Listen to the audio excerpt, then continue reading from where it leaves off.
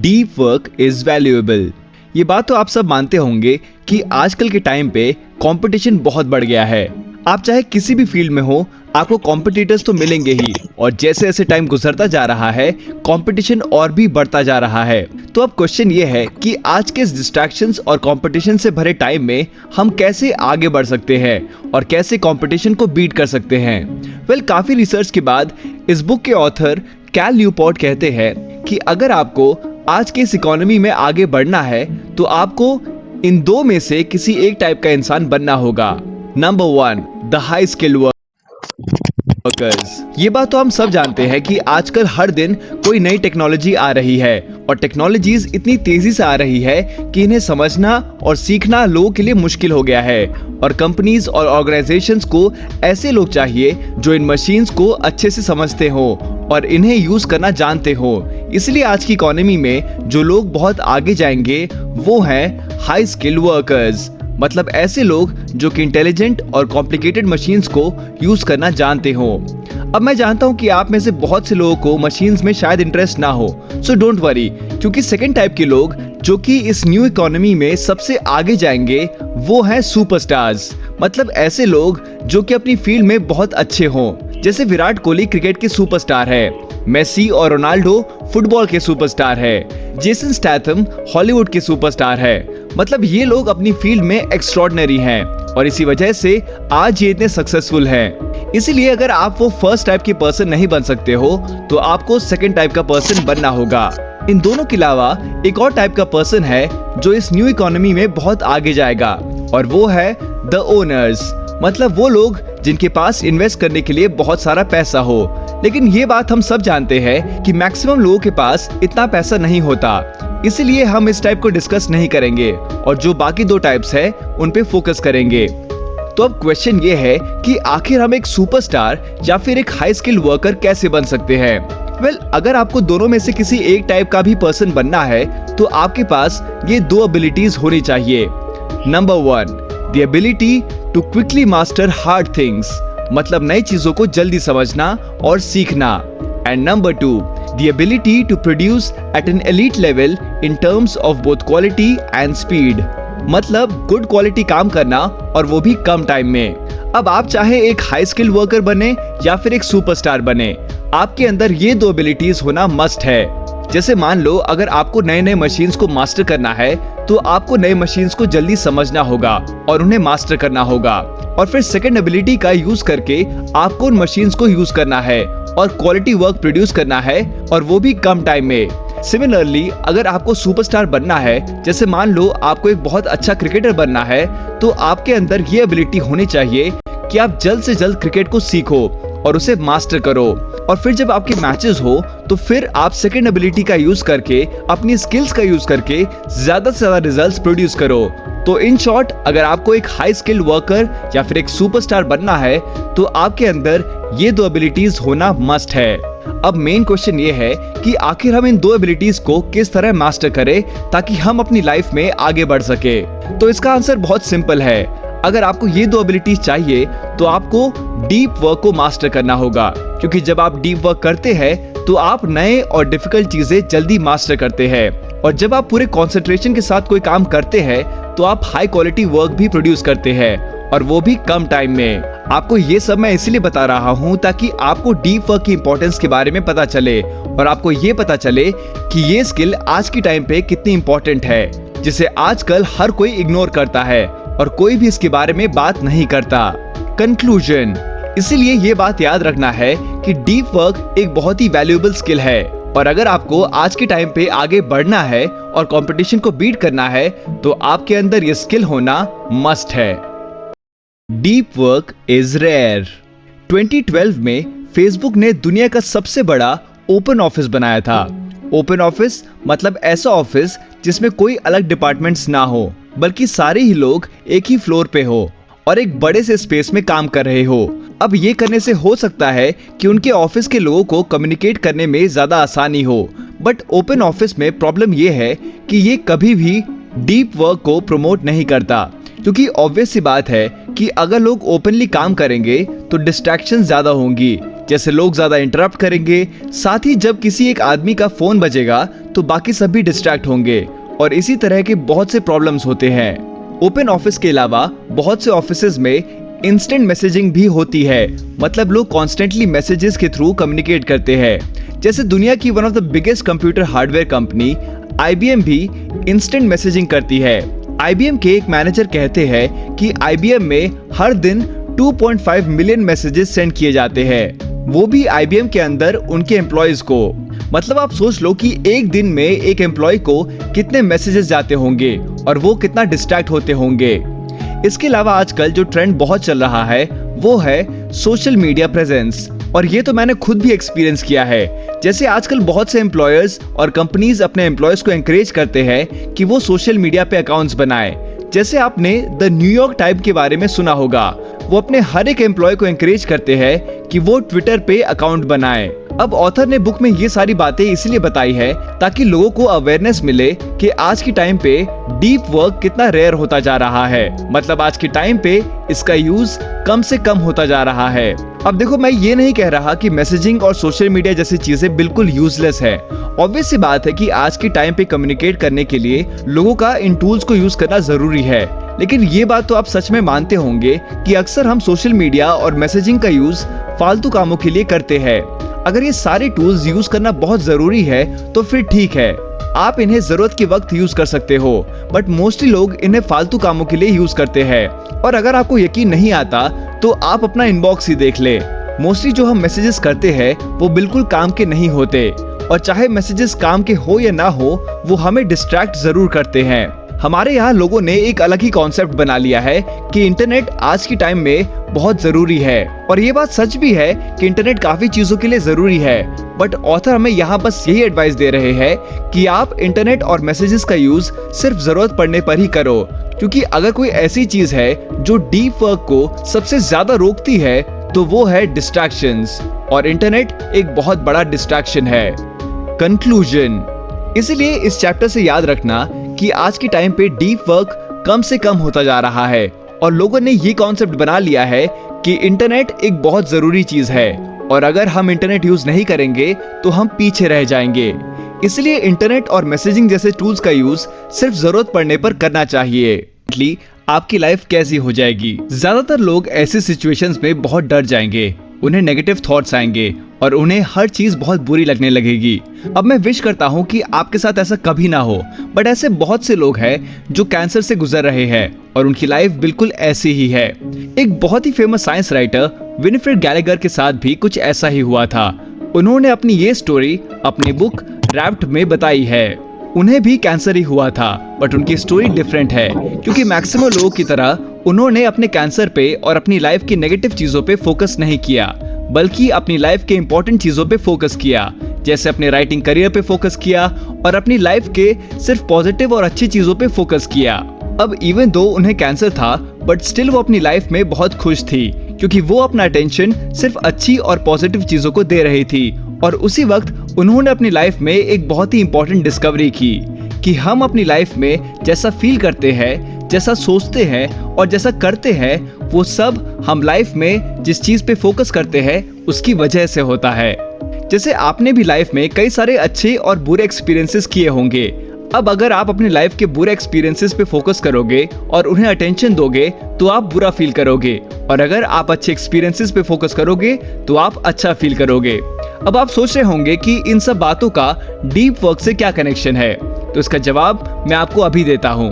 1980s में दो psychologist ने एक एक्सपेरिमेंट किया था, जिसमें उन्होंने कुछ लोगों को सबसे पहले एक पेजर दिया। पेजर एक छोटी सी डिवाइस होती है जो लोग पहले के टाइम पे यूज करते थे। इस डिवाइस से लोग एक दूसरे को बीप्स और शॉर्ट मैसेजेस सेंड करते थे। बीप मतलब एक छोटा सा साउंड, जैसे आजकल हम लोग अपने आप को डिफरेंट चीजें याद कराने के लिए टाइमर्स और अलार्म्स वगैरह यूज करते हैं। बीप्स का भी यही फंक्शन होता था। तो इन साइकोलॉजिस्ट ने उन लोगों को पेजेस दिए और कहा कि जब वो बीप करे तो आपको उस वक्त अपनी नोटबुक में वो टाइम लिखना है, और आपको ये एग्जैक्टली लिखना है कि आप उस वक्त कैसा फील कर रहे हैं, और ये भी लिखना है कि आप ऐसा क्यों फील कर रहे हैं। रिसर्च करने के बाद उन्हें पता चला कि उन पार्टिसिपेंट्स को सबसे ज्यादा अच्छा तब फील हो रहा था जब वो कोई मीनिंगफुल और मुश्किल काम कर रहे हो, मतलब ऐसे काम जो वैल्यूएबल हो। हमारे यहाँ लोगों को लगता है कि जब वो मोबाइल यूज कर रहे होते हैं या फिर मैसेजिंग कर रहे होते हैं या फिर कोई भी ऐसा काम कर रहे होते हैं तो उन्हें ज्यादा अच्छा फील हो रहा होता है, बट ये सच नहीं है। इनफैक्ट इसके अलावा कई सारी स्टडीज ये कहती है कि आपको सबसे ज्यादा अच्छा फील तब होता है जब आप कोई वैल्यूएबल काम करो, और ऐसा काम करो जो आपके लिए मीनिंगफुल हो। कोई ऐसा काम जो आपको आपके गोल्स के करीब ले जाए। जैसे मान लो आपके एक्सरसाइज का टाइम हो गया है और आपको एक्सरसाइज करनी है। अब अगर आप एक्सरसाइज करने के बजाय सोशल मीडिया यूज करना शुरू कर दोगे और एक्सरसाइज स्किप कर दोगे तो आपको अंदर ही अंदर बुरा फील होगा। लेकिन जब आप सक्सेसफुली अपना पूरा वर्कआउट कर लेते हो तो आपको बहुत अच्छा फील होता है। सिमिलरली जब आपको कोई इंपॉर्टेंट काम होता है और आप प्रोक्रेस्टिनेशन करते हो तो आपको बुरा फील हो रहा होता है, लेकिन जब आप उसे कर लेते हो तो आपको बहुत अच्छा फील होने लगता है। अब अगर आपको याद हो तो डीप वर्क का मतलब ही अपने इंपॉर्टेंट काम करना है, और वो भी बिना डिस्ट्रैक्ट हुए और अपने पूरे कंसंट्रेशन के साथ करना। तो अब आप खुद सोचो कि जब हम अपने इंपॉर्टेंट कामों को अटेंशन देंगे और उन्हें सक्सेसफुली करेंगे तो हमें कितना अच्छा फील होगा। और फ्रेंड्स, ये बात मैं आपको बता दूं कि चाहे लाइफ में किसी के पास कुछ भी आ जाए, चाहे कितना भी पैसा आ जाए और कोई कितना भी सक्सेसफुल क्यों ना हो जाए, अगर वो पर्सन अच्छा फील नहीं करेगा तो उसकी लाइफ कभी अच्छी नहीं हो सकती। क्योंकि फैक्ट ये है कि हम अपनी लाइफ में जो कुछ भी करते हैं वो सब कुछ हम अच्छा फील करने के लिए करते हैं। जैसे हम पैसा इसीलिए कमाते हैं ताकि हम उससे अच्छी और महंगी चीजें खरीदें और हमें अच्छा फील हो। बहुत से लोग डेली एक्सरसाइज करते हैं और अपनी हेल्थ का ध्यान रखते हैं क्योंकि उन्हें वो करने से अच्छा फील होता है। कंक्लूजन, इसलिए ये बात याद रखना कि हम अपने सारे काम अच्छा फील करने के लिए करते हैं, और जब हम डीप वर्क करते हैं तो हम अपने इंपॉर्टेंट और वैल्यूएबल कामों पे फोकस कर रहे होते हैं, और जब हम अपने इंपॉर्टेंट कामों पे फोकस करते हैं तो उस वक्त हम अच्छा फील करते हैं। इसीलिए डीप वर्क आपके लिए सिर्फ वैल्यूएबल ही नहीं बल्कि वो आपकी लाइफ को मीनिंगफुल भी बनाता है। Part 2, the rules. Rule number 1, work deeply. इस बुक के पार्ट 1 में हमने डीप वर्क के बारे में और उसकी इंपॉर्टेंस के बारे में जाना। अब मेन काम आता है पार्ट 2 में। इस पार्ट में हम ये जानेंगे कि हम डीप वर्क को अपनी लाइफ का पार्ट कैसे बना सकते हैं और कैसे हम सक्सेसफुली डीप वर्क की इस हैबिट को डेवलप कर सकते हैं। So let's begin. सबसे पहली बात तो ये है कि आप कितनी भी कोशिश क्यों ना कर ले, आपकी लाइफ में डिस्ट्रैक्शंस तो होंगी, फिर चाहे वो इंटरनेट हो या फिर कुछ और। इसीलिए अब क्वेश्चन ये है कि आप इन डिस्ट्रैक्शंस के साथ डीप वर्क कैसे कर सकते हैं, मतलब कैसे कंसंट्रेशन के साथ अपने इंपॉर्टेंट काम खत्म कर सकते हैं। वेल, इसके लिए ऑथर ने हमें अपनी इस बुक में कुछ रिचुअल्स एंड रूटीन्स बताए हैं जिन्हें फॉलो करके हम अपनी डीप वर्क की हैबिट बना सकते हैं। इस लेसन में मैं आपके साथ 4 डीप वर्क रूटीन शेयर करूंगा। अब ये आप पे डिपेंड करता है कि आपके लिए कौन सी रूटीन ज्यादा सूटेबल है। Number 1, the monastic philosophy of deep work. Donald Knuth एक कंप्यूटर साइंटिस्ट है जिन्होंने साइंस की फील्ड में कई सारे इनोवेशंस किए हैं और उन्हें कई सारे अवार्ड्स भी मिले हैं। इसके अलावा वो स्टैनफोर्ड यूनिवर्सिटी में एक प्रोफेसर भी है और उन्होंने कई सारी बुक्स भी लिखी हैं। अब आप भी सोच रहे होंगे कि एक बंदा एक छोटी सी लाइफ में इतना सब कैसे कर सकता है, और इसका रीजन भी अगेन डीप वर्क है। तो अब क्वेश्चन ये है कि डॉलन लुथ किस तरह डीप वर्क करते थे और किस तरह कॉन्सेंट्रेट करते थे। ऑथर कहते हैं कि Donald Knuth monastic philosophy of deep work follow करते थे। ये मेथड उन लोगों के लिए है जिनका प्रोफेशन बहुत ज्यादा डिमांडिंग है और जिन्हें कम टाइम में बहुत कुछ अचीव करना होता है, और सारे मेथड्स में से ये वाला मेथड मास्टर करना सबसे मुश्किल है। ये मेथड हमसे कहता है कि आप ज्यादा से ज्यादा डीप वर्क करें, मतलब अपने एफर्ट्स को उन कामों में लगाएं जो आपको रिजल्ट्स प्रोड्यूस करके देते हैं, और उन कामों को पूरे कंसंट्रेशन के साथ करो। ऑन द अदर हैंड, आपको अपना शैलो वर्क भी कम से कम करना है। Number 2, the by model philosophy of deep work. काफी सारे लोगों के लिए ये वाला मेथड ज्यादा सूटेबल रहेगा क्योंकि ये वाला मेथड आपको लास्ट मेथड की तरह इतना ज्यादा डीप वर्क करने के लिए एंकरेज नहीं करता। इंस्टेड ये मेथड आपसे कहता है कि आपको कुछ टाइम स्पेसिफिक ब्लॉक्स में ही डीप वर्क करना है। फॉर एग्जाम्पल, मुझे ये बात पता है कि अगर मैं सुबह 5 बजे से 7 बजे तक डीप वर्क करूंगा तो मुझे कोई डिस्टर्ब नहीं करेगा, इसलिए मैं एडवांस में डीप वर्क प्लान कर सकता हूँ। सिमिलरली मुझे पता है कि मैं शाम 5 बजे से 8 बजे तक फ्री होऊंगा, तो मैं उस टाइम ब्लॉक में डीप वर्क प्लान कर सकता हूँ। मतलब इस मेथड का यूज करके आपको एडवांस में कुछ टाइम प्लान करना है जिसमें आप डीप वर्क करोगे। जैसे मान लो आपको अपने स्कूल के टेस्ट के लिए याद करना है और आपको उसमें ऑलमोस्ट 3 घंटे लगेंगे। अब जब आपको सूटेबल हो आप डीप वर्क प्लान कर सकते हो और फिर उस टाइम पीरियड में अपना काम कर सकते हो। Number 3, the rhythmic philosophy of deep work. कुछ काम ऐसे होते हैं जो आपको डेली बेसिस पे करने होते हैं और उन कामों के लिए ये वाला मेथड परफेक्ट है। जेरी साइनफील्ड एक अमेरिकन कॉमेडियन है और ये मेथड उन्हीं का है। जेरी ने अपने करियर के स्टार्ट में अपने मेंटर से एक बात सीखी थी। उन्होंने सीखा था कि अगर आपको एक अच्छा कॉमेडियन बनना है तो आपको अच्छे जोक्स बनाने होंगे और अगर आपको अच्छे जोक्स बनाने हैं तो आपको हर दिन नए जोक्स लिखने होंगे। जेरी ने अपने मेंटर की इस एडवाइस को सीरियसली लिया और उन्होंने डेली जोक्स लिखना शुरू किया, बट वो कभी भी कंसिस्टेंट नहीं रह पाते थे। जैसे हम में से बहुत से लोगों के साथ ऐसा होता है कि हम कभी कंसिस्टेंटली काम नहीं कर पाते, डेली एक्सरसाइज नहीं कर पाते और इसीलिए फिर जेरी ने इस रिदमिक फिलॉसफी को यूज किया। इस मेथड को चेन मेथड भी कहते हैं। इसमें आपको करना ये है कि आपको एक चेन बनानी है। जैसे जेरी ने अपने पास एक बड़ा सा कैलेंडर रखा हुआ था। अब जेरी डेली एक जोक लिखते और उस कैलेंडर में उस दिन पर एक बड़ा सा रेड क्रॉस लगाते और वो डेली यही प्रोसेस करते और उनकी रेड क्रॉस की चेन बढ़ती जाती। अब आपका काम सिर्फ ये है कि आपको उस चेन को तोड़ना नहीं है और कंटिन्यूअसली वो एक्शन लेते रहना है और जैसे जैसे आपकी चेन बढ़ती जाएगी उसी तरह आपकी मोटिवेशन भी बढ़ती जाएगी और आप उस काम को करते रहोगे। Number 4, the journalistic philosophy of deep work. ये मेथड उन लोगों के लिए है जिन्हें अपने टाइम का कुछ पता नहीं होता और उन्हें जब भी टाइम मिलता है वो डीप वर्क कर लेते हैं। 1980s में वॉल्टर आइजैक्सन नाम के एक जर्नलिस्ट थे जो अपने करियर में बहुत कुछ अच्छा कर रहे थे। कई सारे फेमस और बड़े लोगों ने उनकी तारीफ की थी और उनकी फोटो कई सारे फेमस मैगजीन्स में भी आ रही थी। ये टाइम उनके लिए बहुत अच्छा था और उनका करियर इस वक्त बूम पे था। आइजैक्सन ने सोचा कि इस वक्त उनका करियर बूम पे है और अगर इस टाइम में वो एक बुक लिखेंगे तो उनका करियर बहुत ऊपर तक जा सकता है।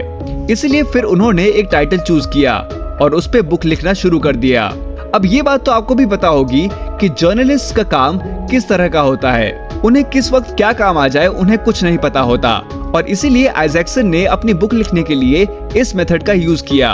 वो सिंपली क्या करते थे कि उन्हें जब भी टाइम मिलता वो डीप वर्क मोड में जाते और बुक लिखना शुरू कर देते थे और इसी तरह करते करते उन्होंने सिर्फ कुछ ही टाइम में अपनी बुक कंप्लीट कर ली। इस मेथड का यूज करके आपको जब भी टाइम मिले आपको डीप वर्क मोड में जाना है और अपना काम करना है। तो ये थे वो 4 मेथड्स और आप इन मेथड्स में से कोई भी मेथड यूज कर सकते हैं। मेथड चूज करने के बाद आपको कुछ और इम्पोर्टेंट चीजें भी डिसाइड करनी है, जैसे आप कहाँ काम करेंगे, मतलब किस जगह पर अपना वो डीप वर्क करेंगे, कितनी देर तक करेंगे, कब कब ब्रेक लेंगे, ब्रेक्स के वक्त क्या करेंगे, क्या आप ब्रेक्स के वक्त इलेक्ट्रॉनिक डिवाइसेस यूज कर सकते हैं और इस तरह के कुछ क्वेश्चंस आपको अपने आप से पूछने हैं और इनके आंसर देने हैं। अगर आपने नोट किया हो तो इन क्वेश्चंस में से एक क्वेश्चन लोकेशन का भी है, मतलब वो जगह जहां पर आप अपना डीप वर्क करेंगे। और ऑथर इस बुक में कहते हैं कि सही एनवायरनमेंट डीप वर्क के लिए बहुत इंपॉर्टेंट है। जैसे मैंने आपको जेके रॉलिंग की एग्जांपल दी थी, जिन्होंने अपनी एक हैरी पॉटर बुक कंप्लीट करने के लिए एक बड़े से 5 स्टार होटल में रूम बुक किया। ये करने से उन्हें इतने अच्छे रिजल्ट्स मिले कि उन्होंने अपनी बाकी सारी हैरी पॉटर बुक्स उस होटल में ही लिखी, क्योंकि वहाँ का एनवायरनमेंट डीप वर्क के लिए परफेक्ट था। अब मैं जानता हूँ कि आप लोग किसी 5 स्टार होटल में रूम बुक नहीं कर सकते, बट एटलीस्ट आप अपने एनवायरनमेंट में ऐसे कुछ चेंजेस कर सकते हैं जिससे आप काम कर सके। जैसे कुछ महीने पहले मैंने अपने घर के पास एक लाइब्रेरी में मेंबरशिप ली है और अब मुझे जब भी कोई इंपॉर्टेंट काम होता है, जैसे कभी स्टडीज करनी होती है या फिर कोई प्रोजेक्ट करना होता है, तो मैं उस लाइब्रेरी में चला जाता हूँ या फिर अगर लाइब्रेरी नहीं जा पाता तो अपने घर में ही कोई रूम बंद करके काम कर लेता हूँ।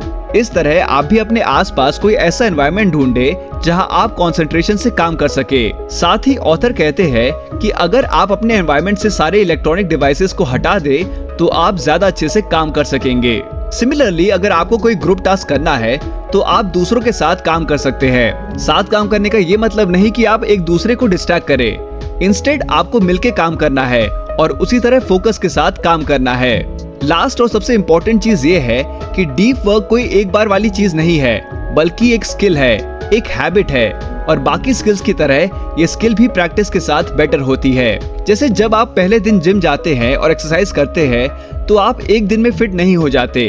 आप फिट तब होते हैं जब आप कंटिन्यूअसली जिम जाते हैं और कंसिस्टेंटली एक्सरसाइज करते हैं। सिमिलरली जब आप स्टार्ट में डीप वर्क करोगे तो आपको काफी मुश्किल होगा और कई बार आपका डीप वर्क करने का दिल भी नहीं चाहेगा। बट जैसे जैसे आप डीप वर्क करते जाओगे आपकी ये स्किल बेटर होती जाएगी। इसीलिए डीप वर्क को हमेशा एक स्किल की तरह ट्रीट करना। कंक्लूजन। तो फ्रेंड्स, ये था रूल नंबर 1। इस चैप्टर से ये इंपॉर्टेंट पॉइंट्स याद रखना। नंबर 1, डीप वर्क की हैबिट बिल्ड करने के लिए आपको इस हैबिट को अपनी डेली लाइफ का पार्ट बनाना होगा और इसके लिए ऑथर ने 4 डिफरेंट रूटीन्स बताए हैं। पहला, the monastic philosophy of deep work, मतलब ज्यादा से ज्यादा डीप वर्क करना और अपने शैलो टास्क्स को कम से कम करना। दूसरा, the by model philosophy of deep work, मतलब डिफरेंट टाइम ब्लॉक्स में डीप वर्क करना। तीसरा, the rhythmic philosophy of deep work, मतलब एक चेन बनाना और फिर डेली काम करके उस चेन को कंटिन्यू रखना। और चौथा, the journalist philosophy of deep work, मतलब जब टाइम मिले उस वक्त डीप वर्क करना। नंबर 2, एक सही एनवायरनमेंट डीप वर्क के लिए बहुत इंपॉर्टेंट है। नंबर 3, अगर आपको कोई ग्रुप टास्क करना है तो आप दूसरों के साथ मिलकर भी काम कर सकते हैं। एंड नंबर 4, एक बात हमेशा याद रखना कि डीप वर्क कोई एक बार वाली चीज नहीं है, बल्कि डीप वर्क एक स्किल है और बाकी स्किल्स की तरह ये स्किल भी प्रैक्टिस के साथ। Rule number 2, embrace boredom. Clifford Nash एक प्रोफेसर हैं जिन्होंने एक एक्सपेरिमेंट किया था। इस एक्सपेरिमेंट में 2 टाइप्स के लोग थे। एक वो जो मल्टीटास्किंग करते थे, मतलब ऐसे लोग जो बार बार डिस्ट्रैक्ट होकर काम करते थे, और दूसरे वो जो कंसंट्रेशन के साथ काम करते थे। अब इस एक्सपेरिमेंट के एंड में प्रोफेसर नैश को कुछ बहुत ही इंटरेस्टिंग रिजल्ट्स मिले। रिजल्ट्स ये मिले कि जो लोग मल्टीटास्किंग करते थे वो लोग कभी फोकस नहीं रह पाते थे, मतलब जब उनका काम करने का वक्त होता था तब भी फोकस नहीं रह पाते थे। जैसे बहुत से लोग कहते थे कि जब मुझे कोई जरूरी काम होगा तो मैं डीप वर्क मोड में जाऊंगा और उस काम को पूरे कंसंट्रेशन के साथ कर लूंगा। लेकिन प्रोफेसर नैश के एक्सपेरिमेंट ने प्रूव किया है कि ये पॉसिबल नहीं है। जैसा कि मैंने आपको बताया कि डीप वर्क कोई एक बार वाली चीज नहीं है और एक स्किल है जो आपको डेवलप करनी होगी। लेकिन बहुत से लोग ये बात नहीं समझते और वो सोचते हैं कि वो सारा वक्त शैलो वर्क करते रहेंगे और फिर जब कोई इंपॉर्टेंट काम आएगा तो फौरन डीप वर्क मोड में चले जाएंगे।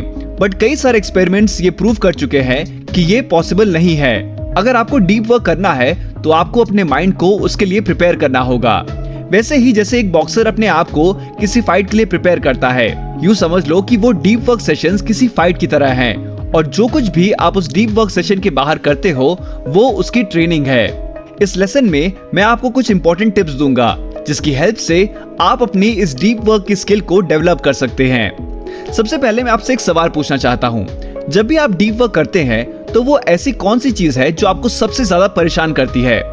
वेल, मुझे आपका तो नहीं पता, बट अगर मैं अपनी बात करूं तो मुझे टेम्पटेशन सबसे ज्यादा परेशान करती हैं। टेम्पटेशन मतलब ऐसी चीजें जो आपको नहीं करनी चाहिए बट स्टिल आप करते हैं। जैसे काम के वक्त बार बार फोन चेक करना, फ्रीक्वेंट ब्रेक्स लेना, बार बार वॉशरूम जाना, स्नैक्स खाना, मैसेजेस चेक करना, एटसेट्रा। जब भी हम काम करने बैठते हैं तो ये सारी चीजें हम सबके साथ होती हैं। ऑथर कहते हैं कि डीप वर्क करने के लिए ये बहुत जरूरी है कि आप अपनी टेम्पटेशन से फाइट करें। मतलब अगर फोन चेक करने का दिल करे तो उसे चेक ना करें।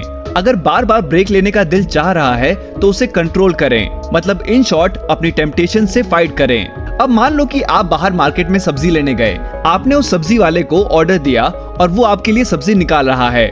अब ये तो कोई डीप वर्क सेशन नहीं है, मतलब आप कोई जरूरी काम नहीं कर रहे। अब बहुत से लोग यही सोच के मोबाइल यूज करने लग जाते हैं, अपने मैसेजेस चेक करने लग जाते हैं। लेकिन जैसा कि मैंने आपको बताया कि आपको अपने डीप वर्क सेशंस के बाहर भी इन चीजों का ख्याल रखना है और तभी आप अपने माइंड को डीप वर्क के लिए ट्रेन कर सकोगे। इसीलिए इस चैप्टर से ये पहला लेसन याद रखना कि आपको हमेशा अपनी टेम्पटेशन से फाइट करना है और उन्हें इग्नोर करना है। Lesson number 2, take breaks. अब मैं जानता हूं कि ये पॉसिबल नहीं है कि आप टोटल टाइम अपनी टेम्पटेशन से फाइट कर सके और उन्हें इग्नोर कर सके। इसलिए यहाँ ऑथर हमें रिकमेंड कर रहे हैं कि हम ब्रेक्स भी ले। मतलब डिसाइड कर लो कि पूरे दिन में आप किस वक्त ब्रेक लोगे और फिर उस टाइम में आप जो चाहे कर सकते हो। आप मैसेजेस चेक कर सकते हो, सोशल मीडिया यूज कर सकते हो और जो चाहे कर सकते हो। Lesson number 3, work like teddy Roosevelt. एक चीज मैंने अपनी लाइफ में बहुत नोटिस की है, एंड आई एम श्योर आपने भी की होगी, कि हम अपनी नीड्स को हमेशा अपने रिसोर्सेज के साथ एडजस्ट करते हैं।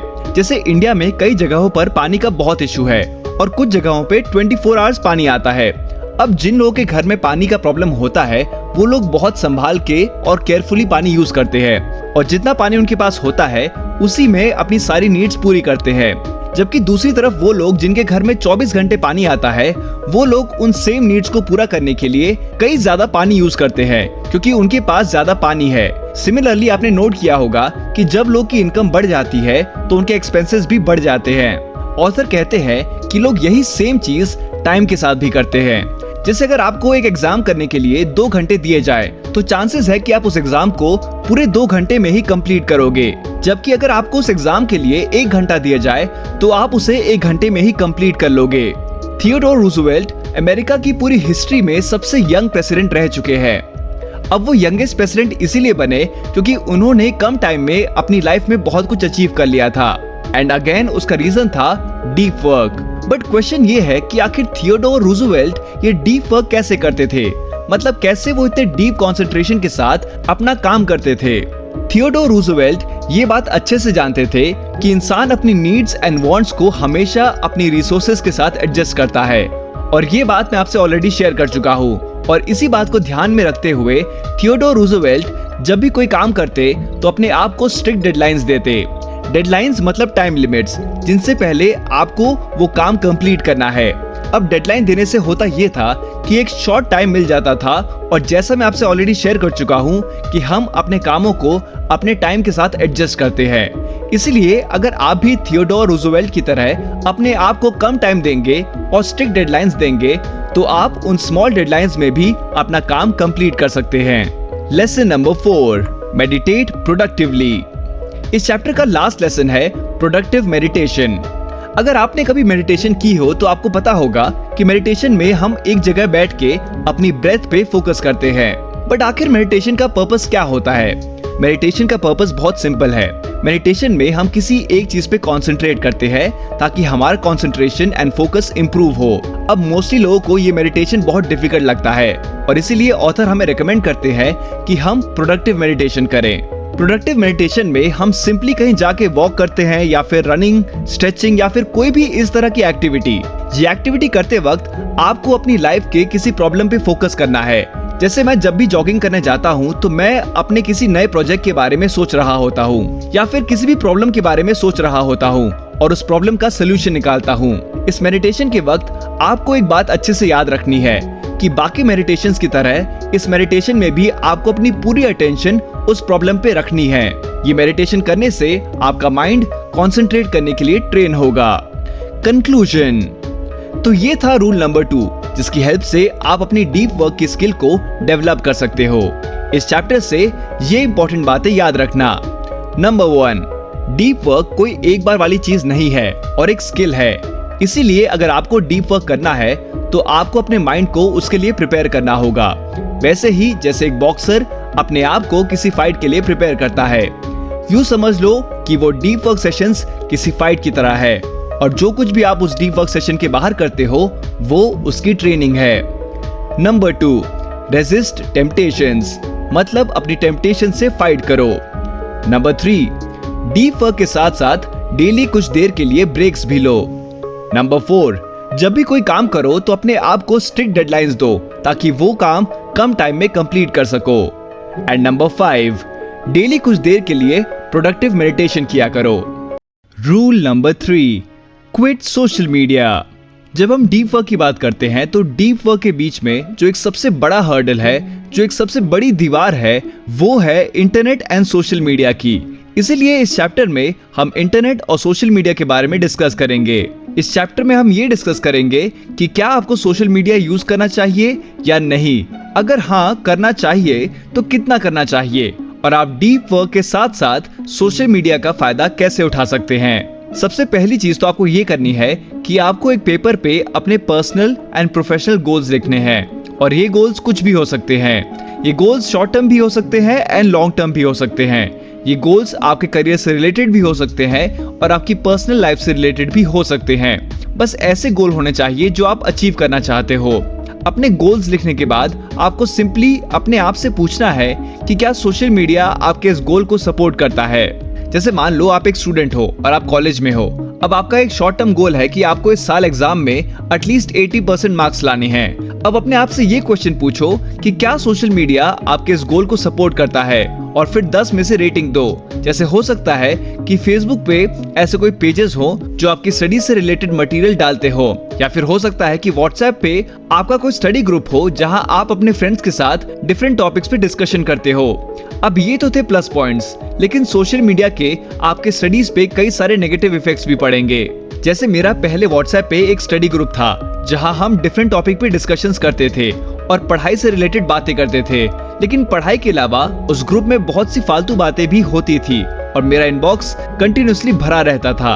अब मैं जब भी पढ़ाई करने बैठता तो उस ग्रुप में डिफरेंट मैसेजेस आते रहते, जिसकी वजह से मैं डिस्ट्रैक्ट होता था और बार बार मैसेजेस चेक करता था। एंड आई एम श्योर ये प्रॉब्लम आप में से भी कई लोगों के साथ होती होगी। इसलिए पॉजिटिव इफेक्ट्स के साथ नेगेटिव इफेक्ट्स भी जानना बहुत जरूरी है, और अगर नेगेटिव इफेक्ट्स पॉजिटिव इफेक्ट्स से ज्यादा है तो ऑथर हमें रेकमेंड करते हैं कि हम सोशल मीडिया यूज ना करें, क्योंकि अगर सोशल मीडिया हमें हमारी लाइफ के अल्टीमेट गोल्स में हेल्प नहीं करता तो उसे यूज करके क्या फायदा। ऑन दी अदर हैंड, अगर आपको लगता है कि सोशल मीडिया से आपको कुछ फायदा भी हो रहा है तो आप उसे सिर्फ उन पर्टिकुलर बेनिफिट्स के लिए यूज कर सकते हैं। जैसे हमारा एक यूट्यूब चैनल है सीकन के नाम से, और यूट्यूब भी एक सोशल मीडिया प्लेटफॉर्म है। अब अगर हमें अपने चैनल को बढ़ाना है और अपने ब्रांड को बढ़ाना है तो यूट्यूब से हमें बहुत फायदा हो रहा है। ऑथर कहते हैं कि ऐसे सिचुएशन में आप सोशल मीडिया यूज कर सकते हो, बट सिर्फ उन बेनिफिट्स के लिए जो आपको मिल रहे हैं। अगर आपके घर कभी कोई प्लम्बर या फिर कोई इलेक्ट्रिशियन वगैरह आता है तो वो अपने साथ बहुत से टूल्स लाते हैं, जैसे हैमर, स्क्रू ड्राइवर एटसेट्रा। अब उनके पास इतने सारे टूल्स होते हैं बट वो उन सारे टूल्स को यूज नहीं करते। वो सिर्फ उन स्पेसिफिक टूल्स को यूज करते हैं जो उन्हें उस सिचुएशन में काम आते हैं। सिमिलरली, अगर आपको लगता है कि सोशल मीडिया आपके गोल्स के लिए हेल्पफुल है तो आपको भी सिर्फ उन स्पेसिफिक फीचर्स एंड टूल्स को यूज करना है जो आपके लिए हेल्पफुल हो। अब अगर आपने अपने गोल्स एक पेपर पर लिखे हो और उन्हें मैच किया हो तो मैक्सिमम लोगों को सोशल मीडिया की नीड नहीं होगी। बट ये बात हम सब जानते हैं कि सोशल मीडिया के एडिक्शन से बाहर निकलना इतना आसान नहीं है, और इसीलिए ऑथर ने हमें एक सिंपल टेस्ट करने को कहा है। इस टेस्ट में आपको सिंपली करना ये है कि आपको 30 डेज तक सोशल मीडिया यूज नहीं करना, और कोई भी आपको सोशल मीडिया छोड़ने का नहीं कह रहा और ना ही अपना कोई अकाउंट डिलीट करने के लिए कह रहा है।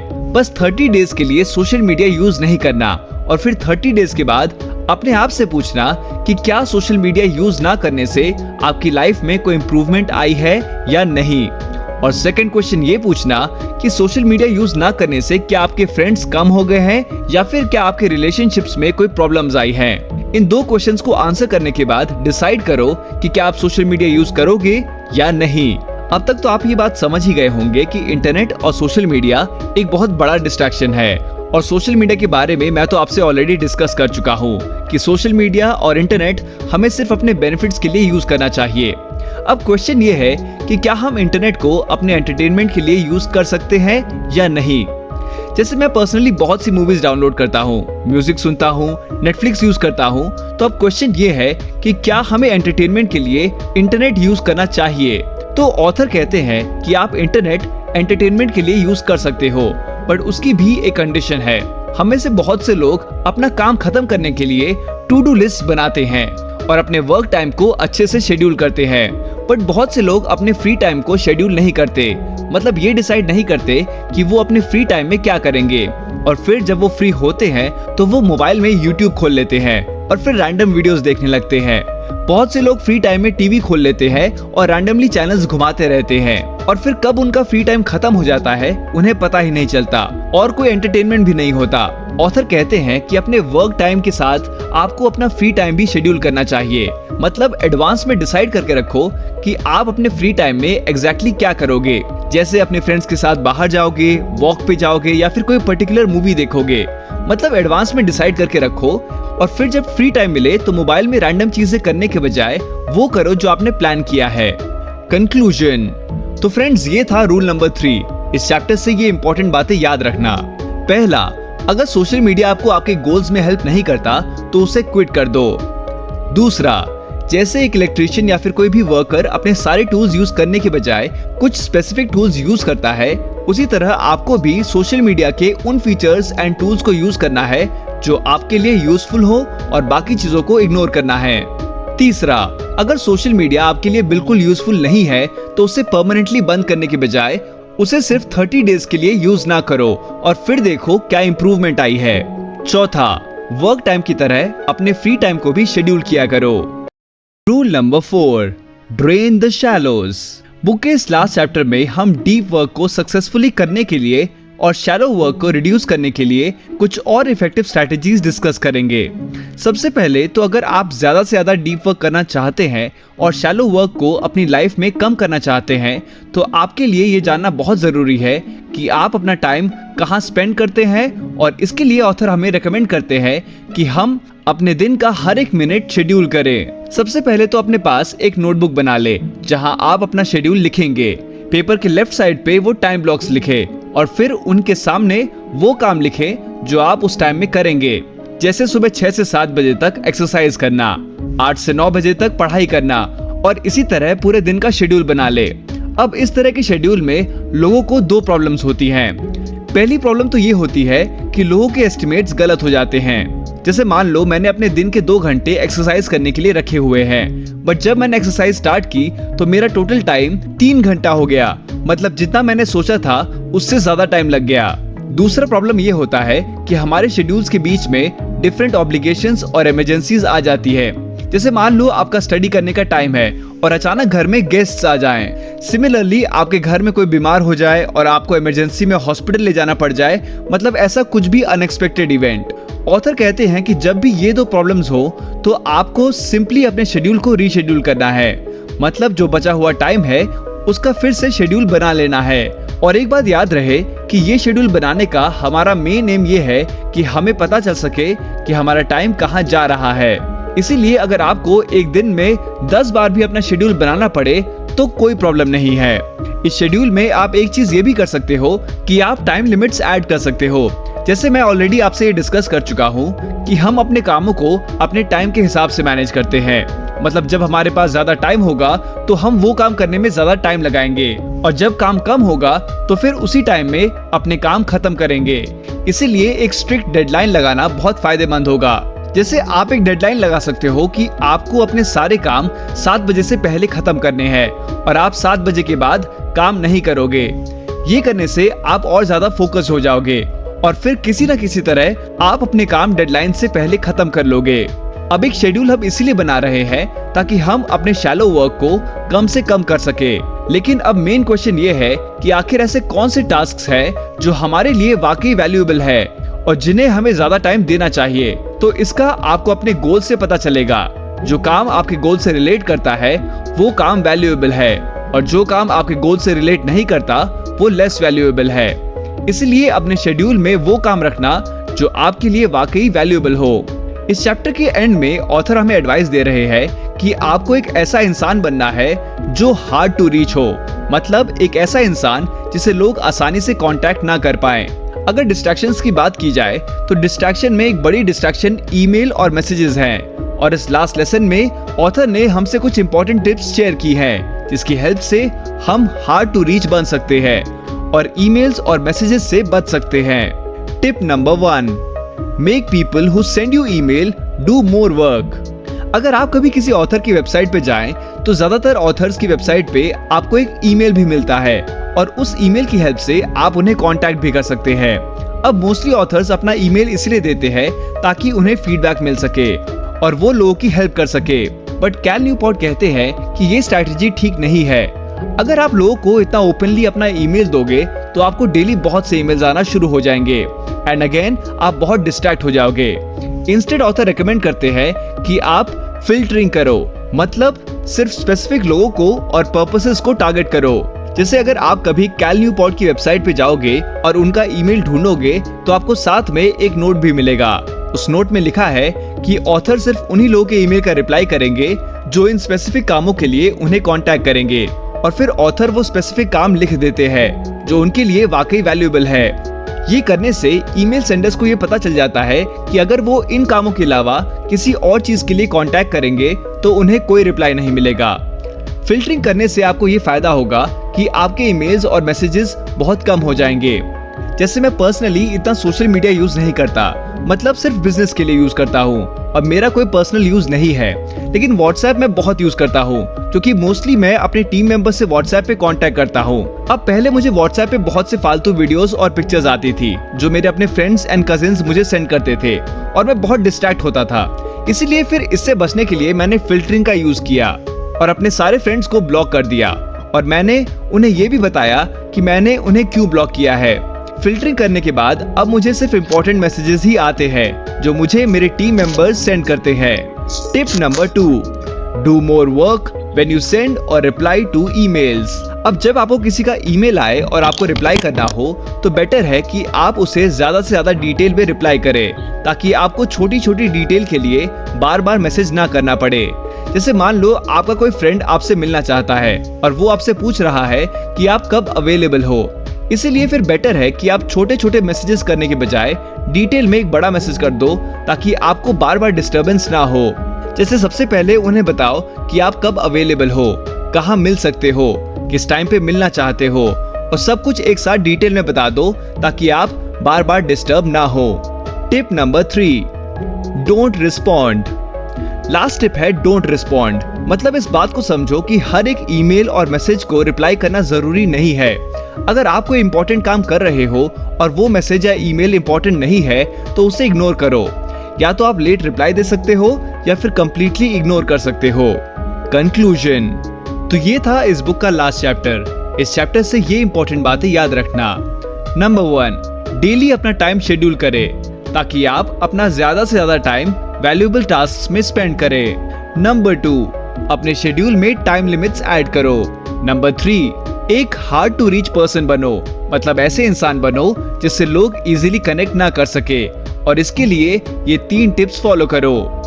Tip number 1, make people who send you email do more work. Tip number 2, do more work when you send emails. Tip number 3, don't respond. तो फ्रेंड्स, ये थी वो सारी नॉलेज जो मैंने आपसे कैल न्यूपोर्ट की बुक डीप वर्क से शेयर की है, और आज की हमारी ये बुक समरी यहाँ एंड होती है। Thanks for watching.